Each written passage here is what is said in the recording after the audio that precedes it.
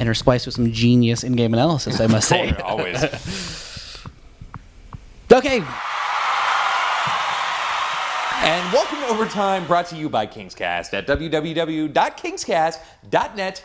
I'm Keith Korneluk. And I'm Chris Kalzewski. And we are back from Staples Center. Kalzewski's microphone is on. It's raining. We're in the living room. It's on. Yeah, that's right. Keith, even though we're inside, we are not going to phone this one in. We are not turning into the hockey card show or anything like that. We're good. We're going to bring it tonight. Tonight we're going to talk about the San Jose game that took place tonight at Staples Center. Going to talk about Oscar Moeller and Justin Williams, and going to talk about some Kings tweets. And we're also going to talk about our fan experience tonight at the old Staples Center. Awful. So curl up, get comfy, and let's get down.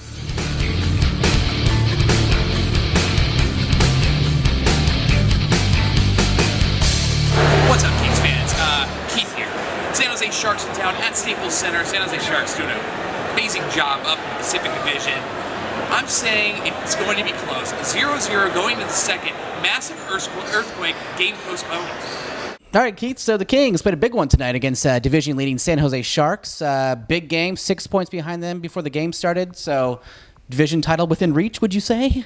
Not really. I mean, it is the Kings. I mean, the last time we won a division title, we were in the Smythe division. Yeah. And that banner doesn't hang at Staples. It hangs at the Toyota Sports Center. So, I mean, it's not going to happen, period. I know somebody was tweeting me, but they're only 4 points back. It's just going to get more. Come on, let's not start getting, our heads in the clouds there, people. Yeah. But, this was a game at Staples Center. San Jose Sharks obviously on a tear, and I expected the Kings to poop the bed. Our Kings fans, zeros after the first period. Actually, surprisingly good first period, first in a while. I'm saying Kings are going to actually make this one close. I'm going to say 3-2 Sharks. I did too. The game against the Sharks, it's always a tough one. The Kings just always seem to blow it at the end, yes. Which, But starting off, they were able to get the lead, surprisingly, in the second period, which, but I still felt I was just waiting for the Sharks to even it up. Yeah, definitely. I mean, it goes, 2-1, and then the Sharks tie it 2-2, and then on the power play, Dustin Brown with his second of the game, 25th of the year. First of all, Dustin Brown had a fantastic game offensively and defensively with some just great plays. Good to see Cappy getting it going, and some fantastic shaves by Jonathan Quick. Now, Chris, I was looking at Twitter, and there's a guy on there, Dan Offerdahl, who's actually a pretty good guy. Just has it out for Jonathan Quick, says that this guy is a soft number one. He's a really good backup, but Jonathan Bernier is the key to getting the Kings through the playoffs this year. Yeah, I mean, if Bernier is in the playoffs this year, then Quick has absolutely melted down. All right, into the second. Kings up 2-1, power play goal. Oscar Moeller with the point. Silence the haters. Kings winning this 3-1. Getting back into the game, I was just loading up my Kings win tweet. Kings were playing really well, and then cough up the puck. 3.2 seconds left. Marleau scores his second of the game. We're going to overtime. Yeah, I don't think the Kings have had a heartbreaker like that at the end of a regulation game in a while. Usually when they do... this season, even. Yeah, the King, I think the personnel, the employees at Staples Center usually hand out those free coupons or something at the end of the game like that. Yeah. But luckily the Kings were able to pull it off in the shootout, but that last minute in regulation was crazy. Because Dustin Brown had a very heroic goal. To get the game leading goal. I thought it was a game winning goal. I think we all thought the Kings were going to win at that point. But 3.2 seconds left. Ouch. Yeah, when do you have a clutch goal like that only for it to be taken back by another clutch goal? I mean, it doesn't happen too often. No. Kudos to Dustin Brown. Talking about the shootouts just for a sec here. Obviously Jarrett Stoll continues his clutchness there.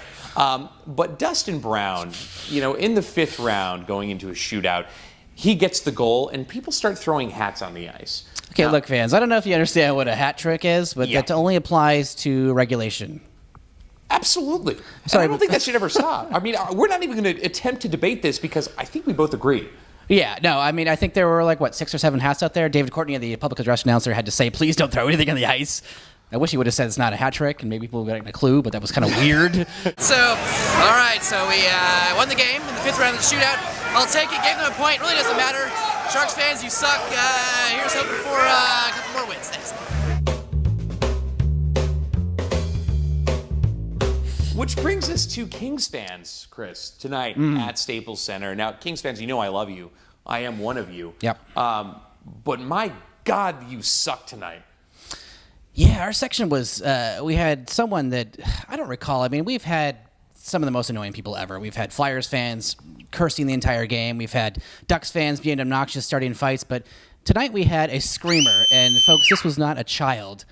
This is a grown woman who was screaming like she was a 5-year-old, and it was one of the most annoying experiences I've ever had at Staples Center. Before we started turning around, I mean, this screech was so loud and so ear-shattering, and my ear is still ringing about it. Chris and I were having discussions saying, well, if my daughter did that, I'd allow her 1, and then I'd say, honey, you can't do that. And then we turned around, and she had to be like 26 or 27, and she wouldn't stop anytime they did something right. I mean, it was just awful. Keith went up to the Redcoats tonight, who are usually supposed to break up fights and make your experience better. But the guys did absolutely nothing. I got to say that I am very disappointed in Staples Center staff tonight. I mean, they should have taken that. They should have taken this woman out. I mean, she was annoying everyone. Everyone was afraid to say anything. Cornelick right here made it happen, said something, but it did nothing. The guy actually said to me, if she kicks someone, I can remove her. She was kicking my eardrum. Yeah, she was. I mean, that was if somebody had an air horn, they'd be kicked out. Yeah. Now, I remember at one point saying to the lady next to me, I hope the Kings don't score because I don't want to hear her scream anymore. Yeah, if the Kings had lost, that would have relieved our eardrums. I mean, I remember a Green Day concert in high school when my ears weren't ringing this badly. All right, so last episode, we talked about Justin Williams and how he was not okay. Well, it turns out the next morning that he was definitely not okay. He had a separated shoulder, and he's scheduled to be out 3 to 4 weeks, and even then, he's going to come back maybe 80% and wearing a harness and help us in the playoffs somehow. Well, I have to give it to him, Chris, because, I mean, the guy obviously didn't want to embarrass the general manager by signing that contract. That's exactly what he said. Yeah. And, regardless, if he needed surgery, he'd definitely be out for the playoffs. But he's like, you know what, I want to try and come back. I want to try and get at least 80% so I can come in and contribute. That's a warrior right there. Yeah. So props to him for sure. And obviously his value in the locker room as a leader with the Stanley Cup experience and everything like that is great. But, it was time to make the call. And you got your wish, my friend, and Mr. Oscar Moeller is now on the Kings. God, he's just so small and he's just adorable. You know what I mean? He's just like, Pocket you want to him. stick him in your pocket, just kind of observe him from time to time. Oscar Moeller got called up, and tonight had some great chances. He had an assist. To me, he was a factor out there. He's getting pushed around a little bit, but the guy's got skill. Yeah, he's a little guy. I mean, that's going to happen. I mean, he's a small type player. He's never going to be bigger than he is. I mean, but definitely played well. And God, he wanted a goal so bad tonight. I think everyone in the arena was definitely rooting for him to get a goal, and came close several times. But definitely a great game. Had a lot of time on the power play. So kudos to him. And I think he's definitely going to still be on the top line. We're kind of worried about that Murray would get annoyed because he hadn't scored a goal yet. So he'd get bumped down with Westgarth again. Well, hey, it's Harry Murray. I mean, of course we'd be worried about that. All right, so Kings fans, Oscar Moeller, my guy, is on Twitter. Check him out, OM89. I don't know why it's 89 and not 9, but let's not split hairs here. And it's been sending some interesting tweets. And the first one, and this is an actual quote. This isn't us just being funny. He tweeted the other day, making my little Mexican, Alec Martinez, come up and get me so I can get some food. What a guy. Wow. I mean, he's Swedish. I don't know if it's racist. I don't know if he knows any better. Yeah. But incidentally, he did have other tweets that he tweeted, to us privately. So we wanted to present to you a little segment we like to call Oscar Moeller's Other Tweets. Yeah. This is great stuff, too. Yeah.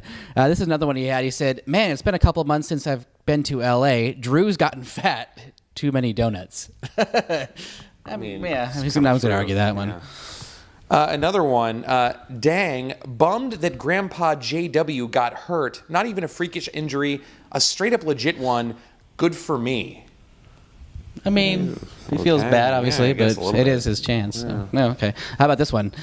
Hope the Kings fans don't boo me tonight if I only take 2 shots. Ha. Hey, you never know.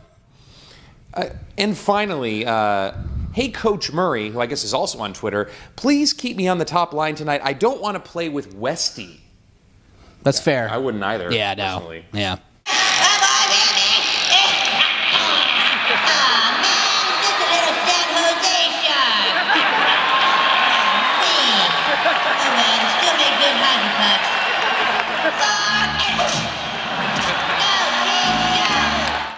All right, Kings fans, so we will be back after the Oilers game on the road next Tuesday. Oh, yeah. Seeing how everything's going, hitting the road, for which obviously we like to hear. We like the Kings being on the road. Absolutely. We like Edmonton because we usually win there. Yeah, exactly. Cross your fingers there. So stay tuned for that. I'm Keith Cornelick. And I'm Chris Kalzewski. And thank you for watching Overtime by KingsCast.